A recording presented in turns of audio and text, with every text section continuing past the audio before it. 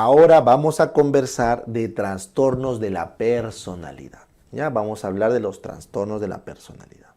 Muy bien, entonces primero necesitamos definir lo que es la personalidad como tal, ¿correcto? Entonces la personalidad es un patrón permanente, ¿correcto? Es un patrón permanente, flexible, estable, que no nos genera malestar social, ¿ya?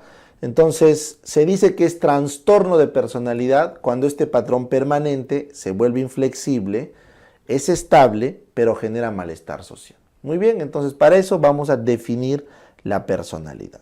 Entonces, la definición correcta de personalidad es la forma mental de cómo una persona percibe, esos son los sentidos, siente, eso es la parte afectiva, piensa, esa es la parte cognitiva, y actúa, esa es la parte volitiva.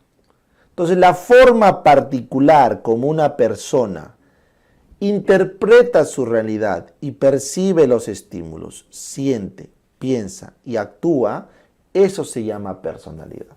Y desde hace muchos años, con más fuerza a partir de Carl Jung, se busca en la psicología tratar de encontrar los perfiles de personalidad.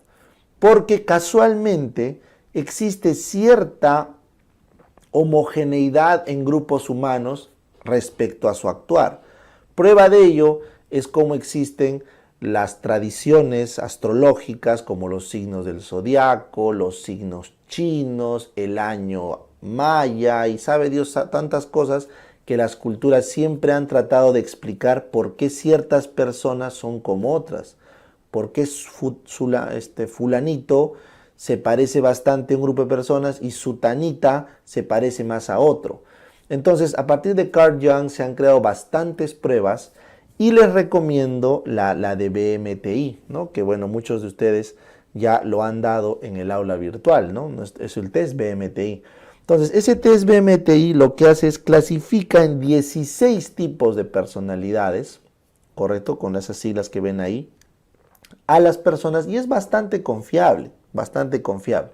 Entonces, de esa forma, nosotros podemos catalogarnos en diversos tipos de personas, ¿no? Por ejemplo, tenemos la gente que le gusta bastante expresarse, los artistas, ¿no? La gente que suele tener de repente algo más reservado, ¿no es cierto? Tenemos la gente que es más intelectual, los que se creen los reyes, la gente que ayuda, cuida al otro, los que se preocupan por el medio ambiente, bla, bla, bla. Bueno, todo eso ustedes van a ver en la escala MBTI. Es bien bonita y les aconsejo que ustedes lo realicen, ¿ya? Porque así vas a poder entenderte mejor.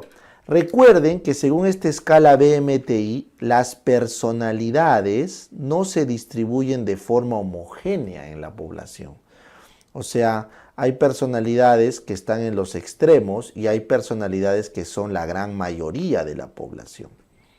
O sea, curiosamente, los tipos de personalidad que son cuidadores, gente que se preocupa por cuidar al otro, por ayudar al prójimo, son la gran mayoría en el BMTI. Mientras que aquellas personas que son extremadamente intelectuales o extremadamente artísticas son los extremos. Y por eso es que tienes a los científicos, a los exitosos como Elon Musk, pues, ¿no? A los empresarios súper exitosos que son tan escasos, o a los artistas, ¿no? Súper talentosos que también son escasos. Entonces, es una buena forma de entender cómo los humanos estamos mentalmente, se podría decir, programados, ¿ya? Porque percibir, chicos, es cómo tu cerebro interpreta los estímulos. Sentir es toda tu carga afectiva. Pensar es toda tu actividad cognitiva. Y actuar es toda tu actividad volitiva. Entonces, les voy a poner el mejor ejemplo para que vean por qué es importante la personalidad y el concepto. Antes que todo, quiero que por favor jamás vuelvan a repetir la frase, esa chica, ese chico no tiene personalidad. Es absurdo, ¿ya? Es como que digan, ese chico, esa chica no tiene hígado. ¿Cómo alguien puede vivir sin hígado? No puede, pues.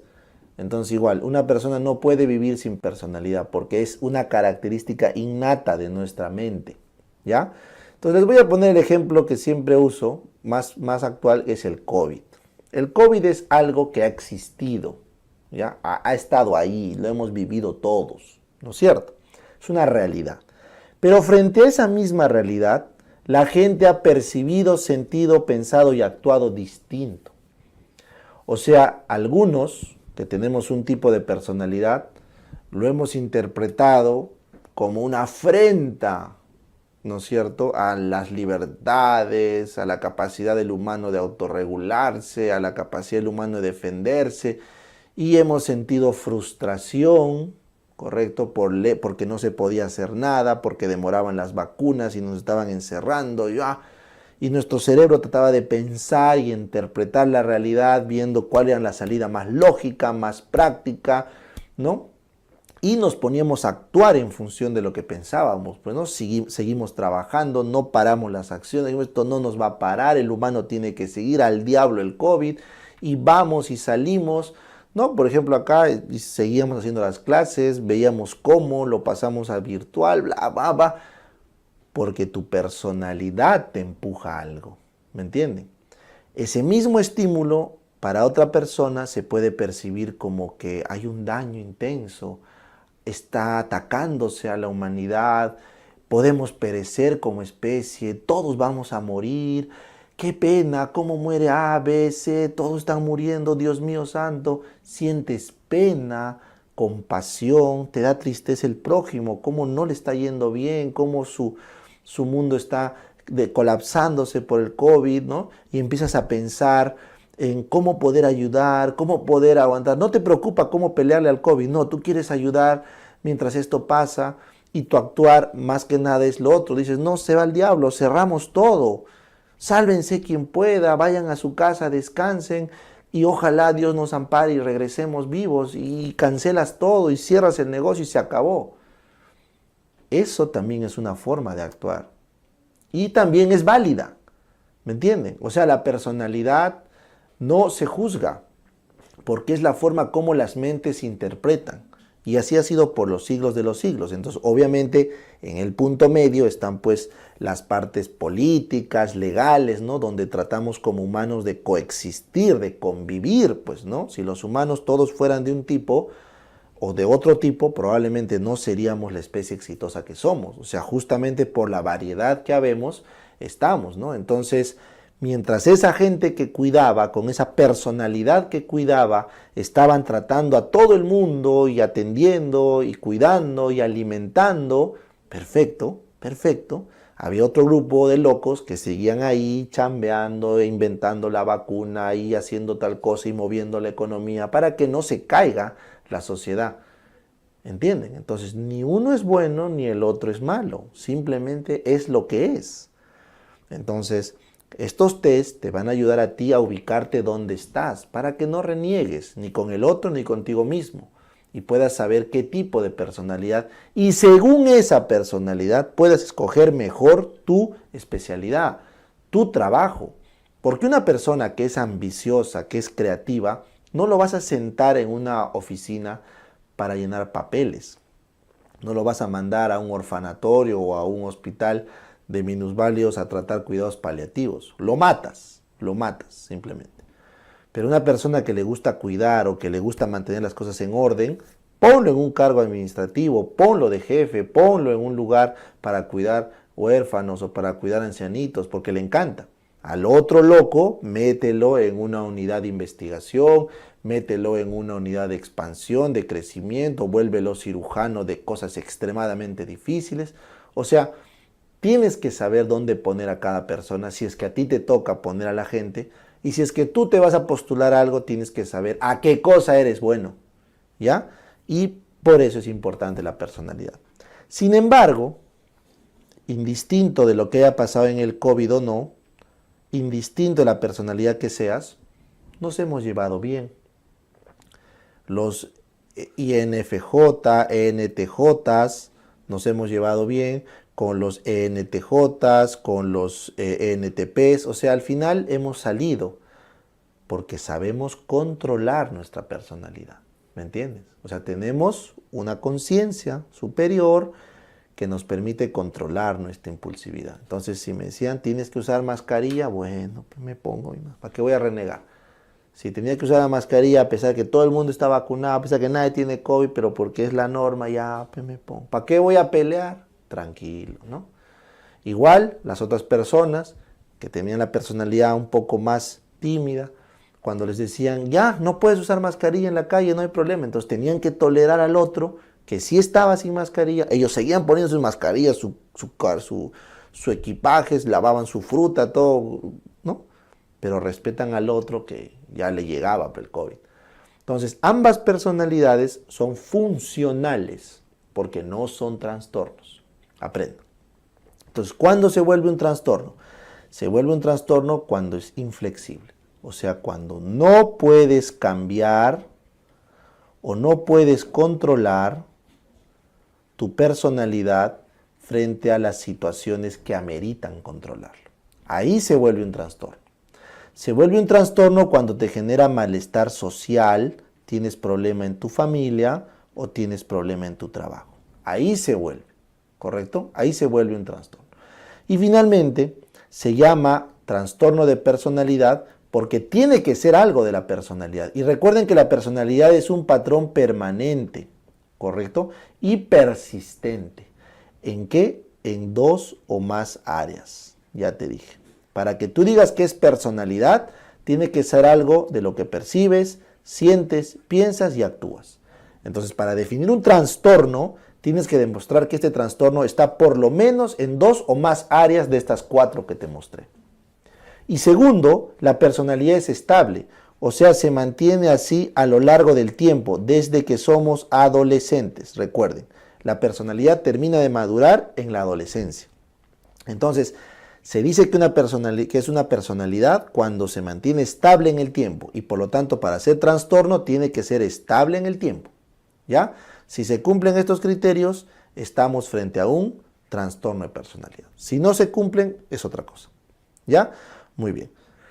Recuerden, no debe haber otro trastorno mental que lo explique. O sea, el paciente no puede ser deprimido, esquizofrénico, nada. Y no debe estar bajo efecto de sustancias o una enfermedad clínica. No debe estar limpio mentalmente, ¿no? y físicamente. Entonces, esto es lo que les recomiendo. Ahora, si ustedes están interesados en esto, les doy un consejo, les va a servir mucho, mucho para tratar con las personas y nosotros tratamos con personas, ¿ya? Entonces, aprendan esta escala MBTI, es lo más profesional que pueden hacer. Si te da flojera, bueno, pues aprende los signos del zodiaco, pues, ¿no? Aprende todas esas partes ancestrales, signos del zodiaco, año chino, ¿no? Los andinos también tienen sus tipologías, o sea, porque todo esto son tipologías. ¿Y quién fue el gran estudioso de eso? Carl Jung. Así que sí tienen un sustento de conocimiento, no puedo decir científico, pero es un conocimiento aceptable, ¿no es cierto?, que puede haber tipologías que nos agrupan como humanos. Y nosotros que somos humanos, que tratamos con personas, necesitamos esta herramienta porque es más fácil así definir ciertas cosas. ¿Ya? Entonces, te voy a poner un ejemplo claro, ¿ya? Que te puede parecer absurdo, pero es importante. Existe un perfil de personalidad que son las gentes pensantes, que primero piensan antes que todo, racionales, lógicas, ¿correcto? Y existe otro grupo de personas que son de actuar, de acción, quiero ya, doctor, ya. Entonces imagínate que tienes un paciente con una fractura de hombro, ¿correcto? Una fractura de hombro que tienes que enseñarle a que esté con su cabestrillo las 4 o 6 semanas que tengas que mantenerlo así. Entonces, si tú vas con una aproximación científica y le empiezas a explicar la fisiopatología de la fractura y cómo es la fisiología de la recuperación del hueso, bla, bla, bla, y el tipo es una persona de acción, entonces no te va a atender, no le va a importar o vas a perder tu tiempo. En cambio, de frente dices, oh, compadre, mira, tú tienes que hacer esto para que, pum, empieces a jugar y se acabó.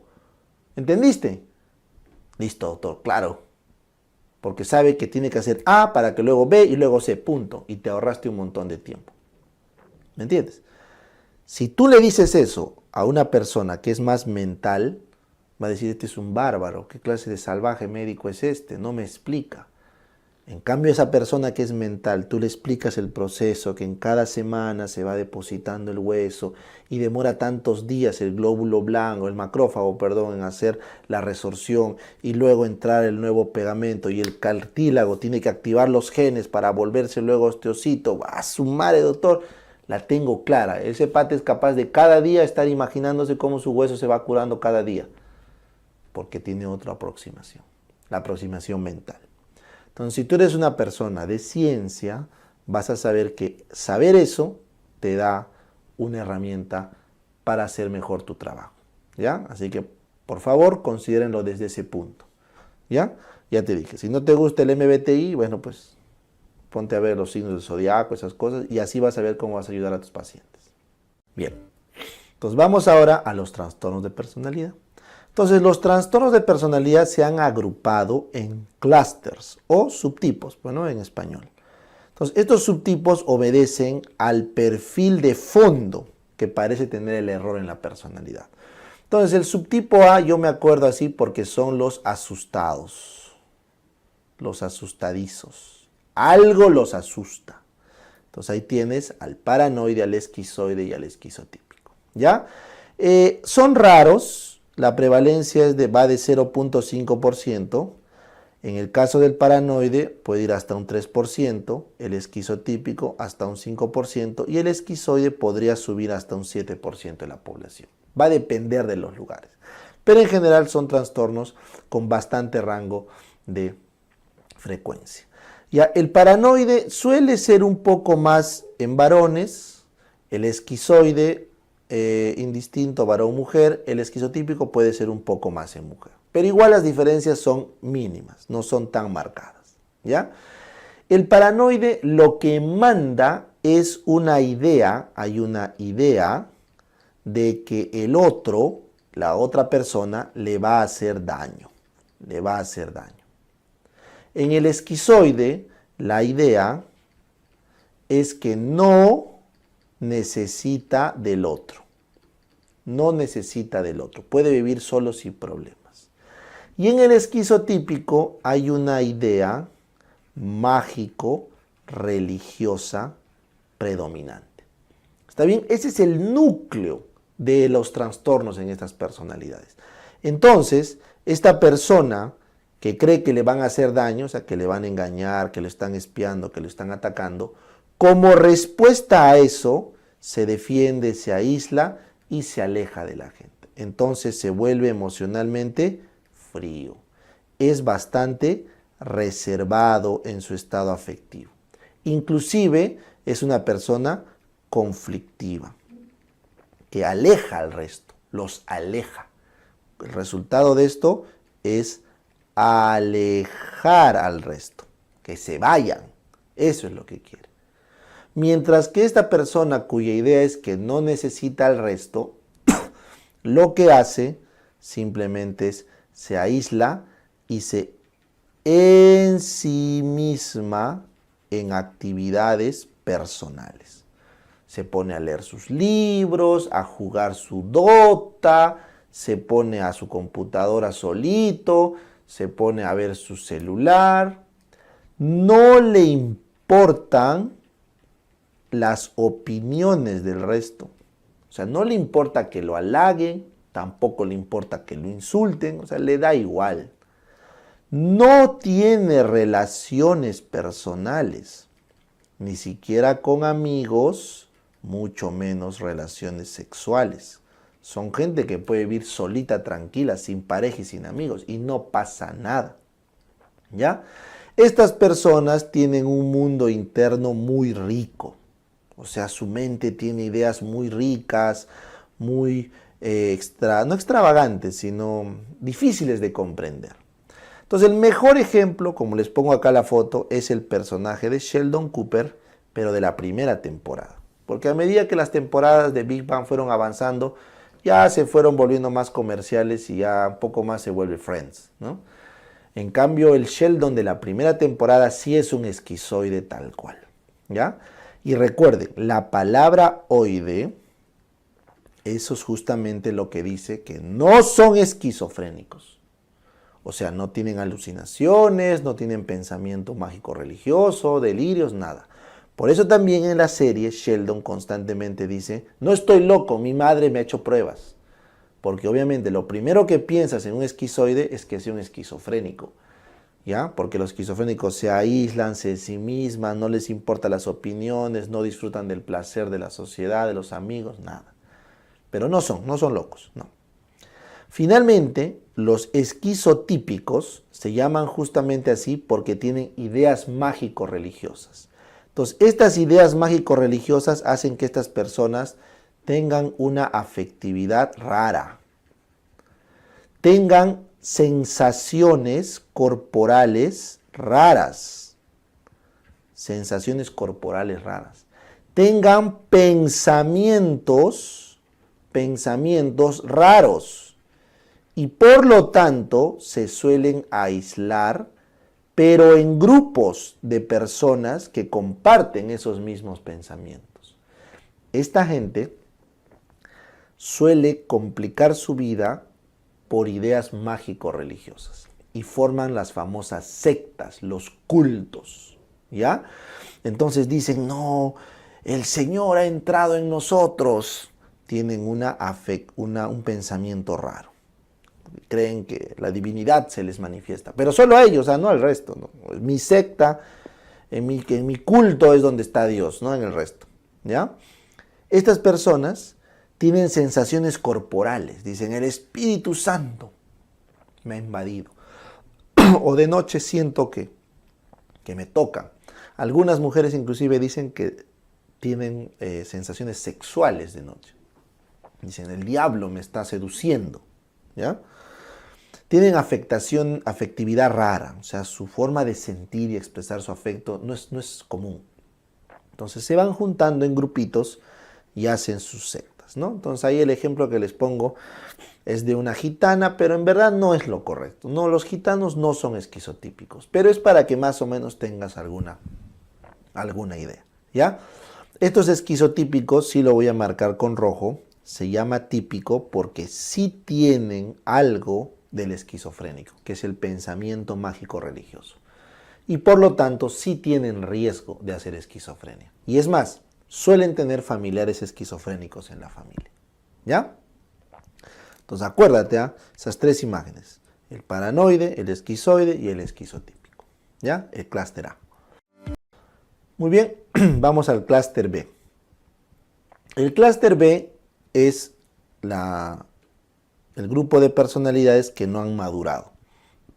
Por eso yo me acuerdo el clúster B con B de baby, el baby.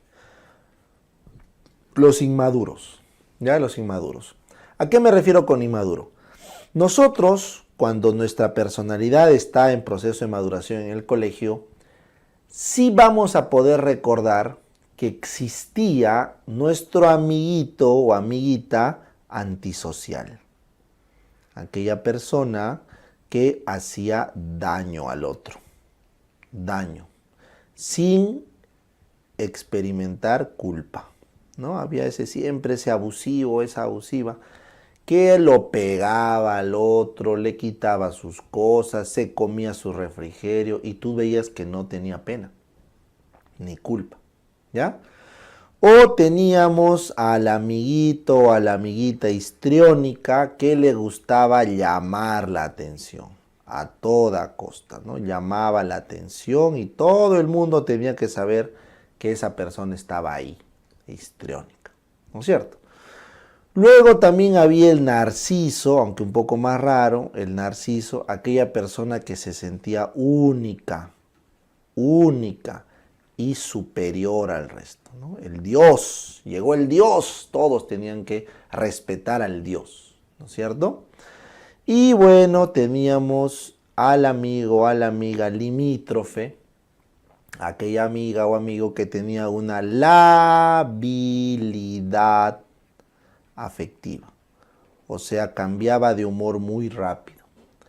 que tenía autoagresiones, ¿correcto? En dos o más áreas. Se cortaba el brazo, le gustaba experimentar el dolor, gastaba toda su plata, no hacía a propósito las tareas y lo castigaban. Y finalmente tenía un sentimiento crónico de vacío internamente, ¿no? Se sentía desvalorada, desvalorado, no tenía dentro una cohesión. ¿Ya? Entonces, esto que estamos viendo acá se llaman los inmaduros porque son procesos que solemos tener a lo largo de nuestra maduración, pero luego se superan. O sea, tu amiguito, el abusivo, ahora tú lo ves, es todo un profesional, ¿no? Todavía abogado seguro se ha vuelto. Tu amiguita, la histriónica, la loca ahí que hacía su escándalo, ahora tú la ves con sus hijos, profesional, ¿no? Tranquilo. Tu amiguito, el narciso, al que se creía la última chupada del mango, ahora es humilde, pues, ¿no? Voluntario, ¿no? Y bueno, tu amigo o tu amiga limítrofe, que hacía sus tonteras en el colegio, bueno, ahora es súper conservador, ¿no? Entonces, normalmente eso se supera. Si es que no se superara y al contrario empeorara, entonces ya pues es el trastorno de personalidad que estamos viendo acá. Entonces, usualmente estos trastornos son también raros, ¿ya? Estamos hablando de un 0,5%, todos, ¿correcto? Solo que con la diferencia que el antisocial puede ser hasta un 2%, el histriónico hasta un 3%, el limítrofe sí puede subir hasta un 4, 5%. En cambio, el narciso siempre es menos del 1%, es el más raro, ¿ya? El antisocial suele ser acá sí bien marcado, hombres, ¿ya? Bien marcado. Tanto es así que 75% de los hombres que están en la cárcel son antisociales. ¿Correcto? Hay un 5% de riesgo de antecedente familiar, que el papá, el tío, alguien también sea antisocial. ¿Ya? Y este es el único de los trastornos que tiene que empezar a temprana edad, ¿correcto? Antes de los 15 años y tiene que persistir luego por encima de los 18. ¿Ya? El histriónico, en cambio, esto sí es mucho más frecuente de mujeres, suele ser al doble de mujeres, ¿ya? Y para llamar la atención suelen usar componente sexual o componente de dramatización, ¿ya? Entonces, si es que la chica es simpática, bonita, va a usar sus atributos sexuales para llamar la atención, y si ya no es simpática ni bonita, va a hacer el drama, el escándalo, ¿ya? El narciso suele ser más frecuente de varones, correcto, suele ser más frecuente de varones, ¿ya? Donde es un tipo déspota, ¿ya? Es un tipo déspota que hace daño al otro, o sea, pero básicamente lo abusa del otro y se cree superior. El limítrofe también predomina en mujeres, hasta el doble que varones, ¿ya? Hasta el doble que varones. Y este es el único trastorno que con el paso del tiempo va aumentando en frecuencia. Va aumentando, ¿ya? Entonces, concretamente, ¿qué adicional hace una persona antisocial? Simplemente aquellas cosas que van en contra de la ley y no experimenta culpa. Mata, roba, viola, hace daño y no le interesa, La gente termina en prisión. Por eso les digo, cuando ustedes ven esas noticias que entró un pata y le metió bala a todo el mundo en Estados Unidos, porque ahí es legal las armas, probablemente era un antisocial. O sea, no hay mucha vuelta que darle, es 2% de la población en algunos casos, así que, ¿qué vas a hacer? Así es, siempre han habido antisociales en la población. No se confundan el antisocial, correcto, o sea, o mejor dicho, el término coloquial que usan es el psicópata, ¿ya? Pero lo correcto es decir antisocial, ¿ya? No se confundan con el sociópata. El sociópata es aquel que no soporta las leyes de la sociedad, o sea, va en contra y hace daño a la comunidad o a la sociedad. Ese no está acá en el trastorno, este es antisocial, el que mata, roba, viola, pero puntualmente al prójimo, no a la sociedad, ¿ya? El histriónico, aparte de llamar atención con sexo o con drama, estas son personas que tienen afectividades muy superficiales. O sea, tú notas que su amor, su odio son muy superficiales, ¿no? No los puedes tomar muy en serio. Sus relaciones son muy íntimas. O sea, tú con una histriónica te haces amigo un día y ella jura que eres su hermano de la vida. Te visita al día siguiente. Hola, hermanito, hermanita, ¿cómo estás? Oye, pero yo te he saludado nomás, ¿qué cosas de mi casa? No, vamos a comer algo. O sea, es confianzuda, como llamaríamos, ¿no? Porque tiene relaciones muy íntimas muy rápido. Pero eso también hace que sea embaucable. O sea, le engañan rápidamente, le venden cuentos y la estafan rápidamente. Por eso es que vamos a ver bastante en la trata de personas a chicas histriónicas, que les gusta llamar la atención sexualmente y obviamente lo van a conseguir en el trabajo que se les lleva, pero se les lleva con engaños, ¿ya? Y su afectividad o su relación con la persona, con en este caso el proxeneta, está marcada por ese lado, ¿ya? Son perfiles, ¿ya? Y finalmente tienen anorgasmia, o sea, es otro dato. O sea, por más que tengan supuestamente esa actividad sexual explícita, tienen anorgasmia, tienen dificultad para alcanzar orgasmos, ¿ya? Bien, el narciso o déspota es aquel que se siente único, superior, pero en el fondo oculta una gran inseguridad personal. Una gran inseguridad personal, ¿correcto? Esta persona al otro lo abusa, es un abusivo, ¿correcto? Lo explota al prójimo, ¿correcto? Y pide que le den tratos únicos, ¿ya? Porque se cree superior. Pero es una fantasía, porque en el fondo es inseguro. El mejor ejemplo acá es Donald Trump, porque públicamente los psiquiatras en Estados Unidos han dicho que es un narciso, ¿ya? Y probablemente, ¿no? Por los actos que tiene, por la forma como se comportaba públicamente, probablemente estábamos frente a un narciso, ¿ya? Ojo, el que sea narciso, histriónico, antisocial no significa que tenga un problema mental de inteligencia. O sea, pueden ser gente muy inteligente, pero que tienen un trastorno de personalidad, ¿ya?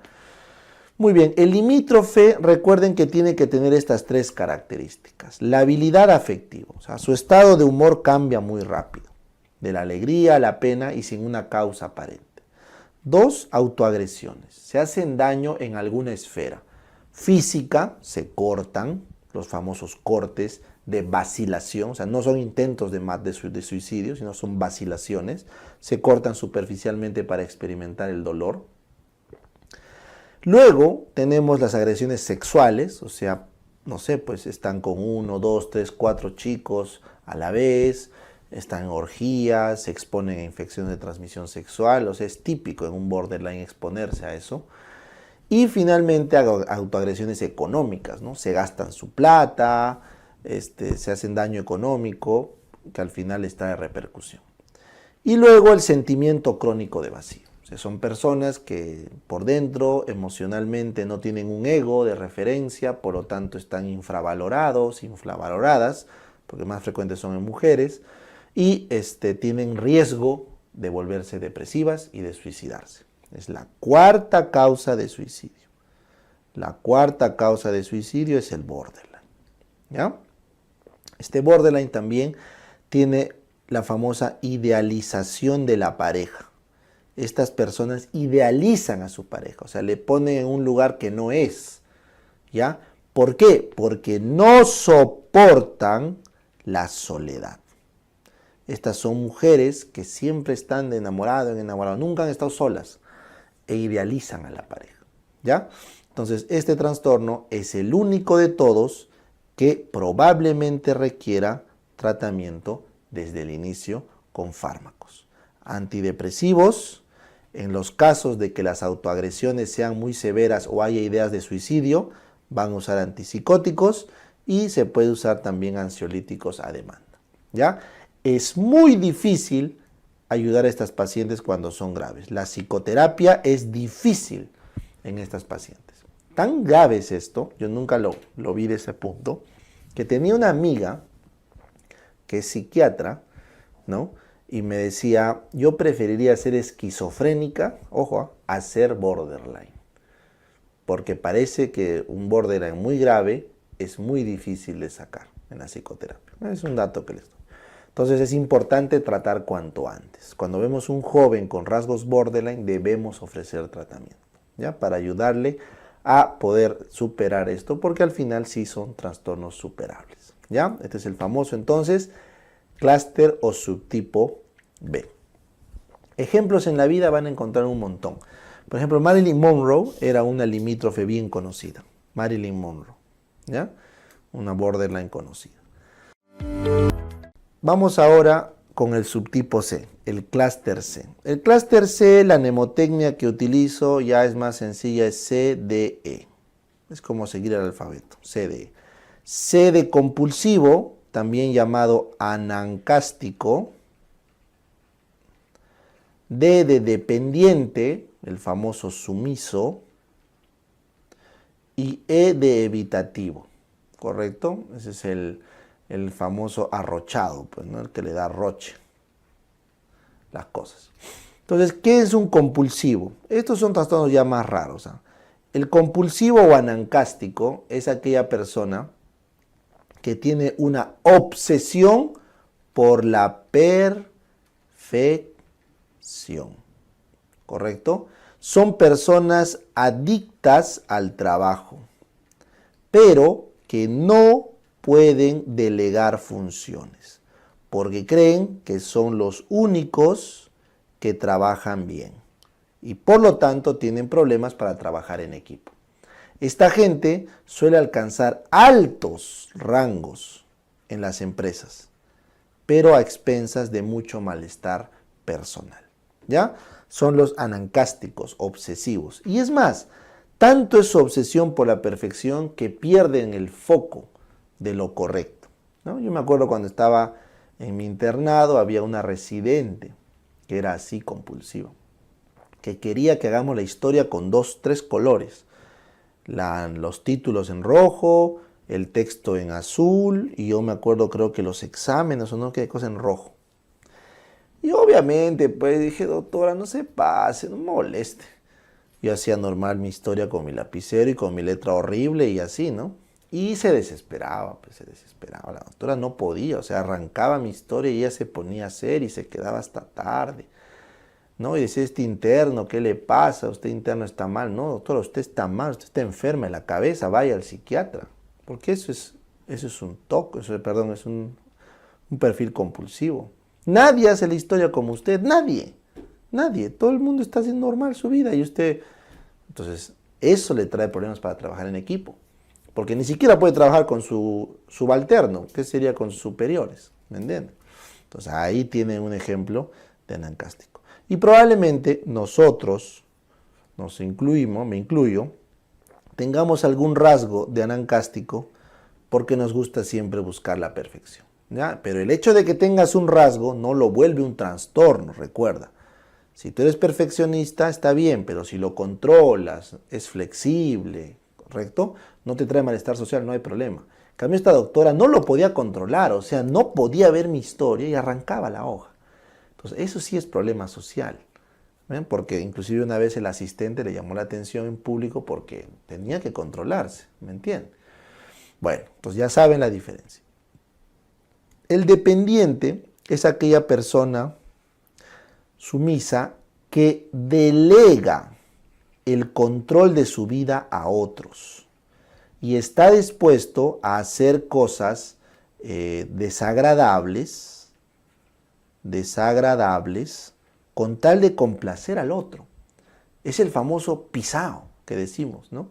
El que delega sus decisiones a otra persona y es capaz de hacer cosas desagradables con tal de complacer al otro. Entonces, dense cuenta, esta persona tiene mucho miedo al riesgo, no entran a riesgo solos. Entonces, créanme, ¿con quién crees que se casa un dependiente? Correcto, con un narciso, porque justamente es la horma de su zapato. El narciso tiene a quién oprimir y el dependiente tiene a quién entregarse. Bueno, obviamente es una catástrofe esa relación, pero bueno, ahí está. Y el evitativo, el que le da Roche, es la persona que se siente inepta desde el punto de vista social.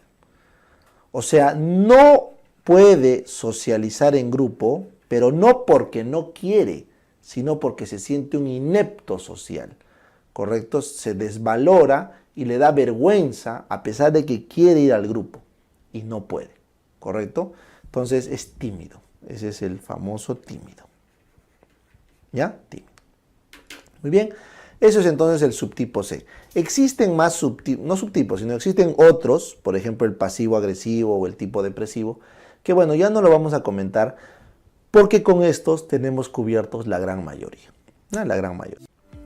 Bien, entonces vamos a ver ahora el tratamiento, ¿ya? El tratamiento. Entonces, el tratamiento de los trastornos de personalidad, absolutamente de todos, es psicoterapia, ¿ya? Es psicoterapia. De toditos, o sea, de todos los clústeres, excepto el que les dije borderline, que puede requerir medicamento. Bien, entonces dicho eso, estamos listos para conversar de la psicoterapia, ¿ya? Entonces voy a hablarles de una, porque hay varios tipos de psicoterapia, pero voy a hablarles de una que es de las más importantes, la terapia TREC. La terapia TREC fue implementada por Albert Ellis, ¿correcto? Ya, acá estoy tomando literalmente de una página de internet esta información porque no es, como les digo, parte estructural de la cátedra que vamos a hacer o de la clase que estamos haciendo, ya que esto es una opción de psicoterapia, no es como que la final, ¿ya? Y esta forma de entender las ideas de Ellis, bueno, pues son ya a campo de los psicólogos, entonces no me quiero meter a la psicoterapia, no es la idea, solamente quiero mostrarles cómo es que se trabaja en psicoterapia, ¿ya? Entonces, en la terapia TREC lo que se busca es, como su nombre lo dice, terapia racional, emotivo-conductual. ¿Correcto? Entonces, esto no tienes pues un up-to-date para hablar de esto, pues nos hemos metido en el campo de la psicología, no en el campo de la medicina. Por eso estoy haciendo el disclosure, ¿eh? Estoy haciendo mi disclosure, es solamente informativo. Entonces, lo que hacen es, usamos la razón para entender una emoción y tratar de con esa razón cambiar la emoción de tal forma que así cambiamos la conducta. Entonces, miren, la persona tiene una adversidad, ¿correcto? Esa adversidad desencadena en su cabeza un pensamiento, pero lamentablemente tiene un pensamiento irracional, que lo van a ver en estas 11 ideas irracionales de Ellis. Entonces, lo que tenemos que hacer nosotros es hacerle entender que esas creencias irracionales le generan consecuencias emocionales y conductuales, que es lo que le aqueja. Por lo tanto, el paso acá es debatir, por eso es la D, la C es de consecuencias, ¿correcto? La D es de debatir. Debatir con la persona y cuestionarse esas creencias irracionales, ¿para qué? Para luego tener nuevas creencias, nuevas. Ya acá la palabra correcta hubiera sido evolucionar, ¿no? La E de evolución o de nuevas creencias, que obviamente le van a dar un mejor performance en su vida. Ya, entonces yo les recomiendo la psicoterapia de Ellis, es muy fácil, ya, no es tan del otro mundo, y es algo que podemos hacer todos nosotros, ¿ya? Entonces miren, nosotros cometemos al día a día numerosas falacias cognitivas o sesgos. Dentro de esto, estas son los resúmenes. Como les digo, son resúmenes que a mí me parecen los más adecuados de la teoría de Ellis, que no lo podemos ahorita contrastar desde un punto de vista científico como tal. Ya lo vamos a ver desde un punto de vista netamente psicológico y totalmente marginal, ya paralelo. O sea, esto no va en el tratamiento específico psiquiátrico, pero nos va a servir. Es útil, muchachos, es útil, porque el hecho de que no tenga ciencia del método científico atrás no quiere decir que no sirva, ¿ya? Entonces, miren, es una necesidad extrema para el ser humano adulto el ser amado y aprobado por cada persona significativa de su entorno. O sea, que tu madre, que tu padre, que tus hermanos, que tus amigos, que tu jefe, que tu enamorado, tu enamorada te amen y te aprueben, eso es irracional. ¿Ya? Es imposible. Es imposible que todo el mundo que está a tu alrededor te apruebe. Todos somos distintos. Entonces tú no puedes esperar la aprobación de todos. Eso es absurdo. Para considerarme a mí mismo como una persona válida, debo ser muy competente, suficiente, capaz de lograr cualquier cosa que me proponga. Es algo absurdo. O sea, si tú fracasas en tu carrera, en tu examen, en tu esto, ¿no vales? ¿Acaso existe alguien que no ha fracasado? Pero esto pues para nosotros los médicos es doloroso. Como doctor yo tengo que ser el mejor, el número uno. Claro, falso. Eso es irracional. Dos, las personas que no actúan como deberíamos son viles, malvadas, infames y deben ser castigados. Si tú no estás a favor del aborto, deberías ser castigado. Si tú no hablas con nosotros, deberías ser castigado. Si tú eres un extremo que te peleas por el capitalismo, deberías ser castigado. Si tú eres un socialista que quieres más impuestos, deberías ser castigado. ¿Te das cuenta de ese discurso básico, primitivo? Solo porque no piensa como tú es malo, infame. No, no. ¿Por qué? Déjalo. Al pro aborto déjalo ahí. Al antiaborto déjalo ahí. Tienen otras ideas y punto. Al final debatiremos los temas importantes usando la razón. Punto. ¿Ya? No se juzga porque el otro piense distinto que tú. Es terrible y catastrófico que las cosas no funcionen como uno le gusta. Tampoco. Casi nada está en nuestro control, casi nada. Nosotros creemos que tenemos bajo control las cosas, pero en verdad no. Ahorita te pueden estar robando en tu cuenta del banco por un software que depende de un ingeniero que sabe Dios dónde estará cuidando tu cuenta. Así que tú no tienes control sobre tu vida en casi nada. ¿Correcto? Por lo tanto, que tú creas que todo va a salir como tú quieres es irracional. ¿Ya? La desgracia y el malestar humano están provocados por las circunstancias externas y la gente no tiene capacidad para controlar sus emociones. O sea, todo es un designio malvado de Dios o los Rockefeller que quieren controlar el mundo. Esto es una desgracia orquestada por Castillo, orquestada por la izquierda, orquestada por la derecha, orquestada por la China que nos quiere destruir a todos los peruanos. Eso es irracional, es absurdo. La mayoría de cosas son provocadas por las personas, no por cosas externas. ¿Ya? Si algo es o puede ser peligroso, debo sentirme terriblemente inquieto por ello y debo pensar constantemente en la posibilidad que ocurra. O sea, cuando vino el COVID, me va a dar COVID. El COVID está en mí, el COVID está en ti. Nos vamos a morir de COVID. ¿Por qué? Porque está ahí. ¿Te das cuenta lo irracional que es? O sea, el hecho de que haya una desgracia no quiere decir que te va a pasar. Llegas a tu casa, papito, he visto en las noticias que han matado a un joven en la combi. Te van a matar en la combi. No, pues, mamá, piensa.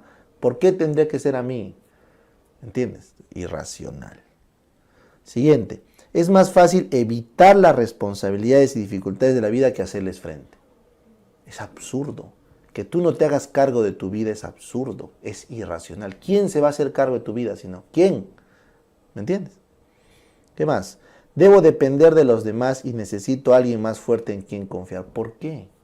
¿Por qué? No necesitas a nadie. Tú puedes con tu mente, tu cerebro, todo. ¿Por qué? Porque otros pueden. ¿Me entiendes? Lo que me ocurrió en el pasado seguirá afectándome. Falso, es irracional. La gente que vive pegada al pasado es irracional. Porque el pasado ya fue, no se va a repetir. No va a volver. Va a ser lo mismo, diferente, chicos, diferente. ¿Correcto? Debemos sentirnos muy preocupados por los problemas y perturbaciones de los demás. ¿Por qué? ¿Qué te importa la vida del otro? Déjalo. Que si le dejó su novia, que si le... Déjalo.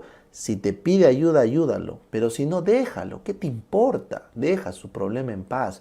No, que los niños de África no tienen agua. ¿Y qué te importa? No, que la horquita, la orca están matando orca. ¿Qué te interesa? Vive tu vida. Cuando te pidan ayuda, o cuando esté en tus manos hacer algo, ahí dedícate. Pero si no, olvídate. No pierdas tu tiempo en eso. Existe una solución perfecta para cada problema y si no la hallamos sería catastrófico. Falso. Falso. Siempre las soluciones han evolucionado sobre varios intentos. La historia lo demuestra. Así que no hay receta para todo. Si ustedes meditan sobre esto, se van a dar cuenta, y les garantizo, que el 90% de sus problemas recae en una de estas creencias irracionales. O sea, tu sufrimiento de hoy es porque alguna de estas 11 cosas tú das por cierto. O sea, eres irracional.